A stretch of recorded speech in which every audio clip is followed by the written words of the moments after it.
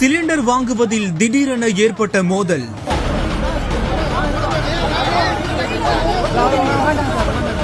இன்னைக்கு விடியாலுமே வந்தோம். ஆனா இங்க ஒரே தள்ளு முள்ளு சண்டை தான். எனக்கு இருக்கிறது ஒரே சிங்கிள் சிலிண்டர் இருக்கு. புக்கு பார்த்தா எனக்கு சிங்கிள் தான் சிலிண்டர். டபுள் தான் பரவாயில்ல, அட்ஜஸ்ட் பண்ணிக்கோ. 2 மணில இருந்து சிலிண்டர் வெயிட் பண்ணிக்கிறோம். இது வரைக்கும் நல்லா கியூ நல்லா வெயில் இருப்பா செம்ம டென்ஷனா இருக்கும். 11ஆம் தேதி புக் பண்ணோம். சிலிண்டர்களோடு கொளுத்தும் வெயிலில் காத்திருக்கும் மக்கள். ஸ்கூல் போன பசங்க சாப்பாடு செய்து போறதுக்கு ரொம்ப பிரச்சனையா இருக்கு.